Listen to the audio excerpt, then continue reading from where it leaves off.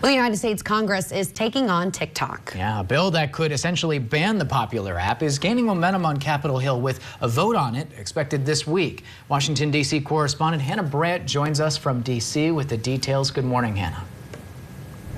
Perry, Crystal, good morning. The bill would force Chinese company ByteDance to sell TikTok in order to keep the app available in the U.S. Otherwise, it would be banned.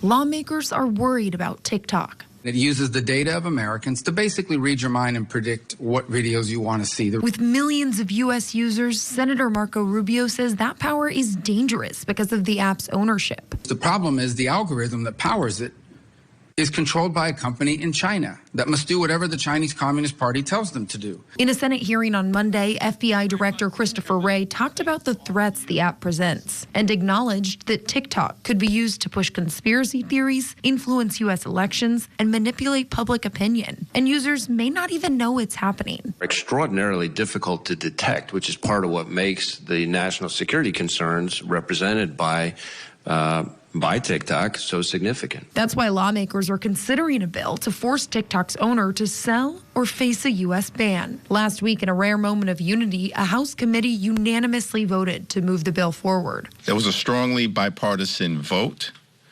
that is impressive in nature in any instance. Now, leaders are planning to bring it up for a vote in the full House on Wednesday, and support for the bill is only growing among Republicans, Democrats, and the White House. If they pass it, I'll sign it.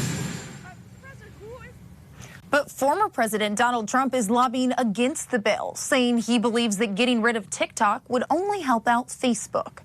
Crystal, Perry, back to you. Thank you, Hannah. Now, we do have to ask, if this bill does become law, how soon could users see their access to TikTok disappear? Well, the legislation would give parent company ByteDance about 6 months to sell TikTok. And if they do that, then it's possible that U.S. users could keep access to the app. But if not, that's when it would be banned.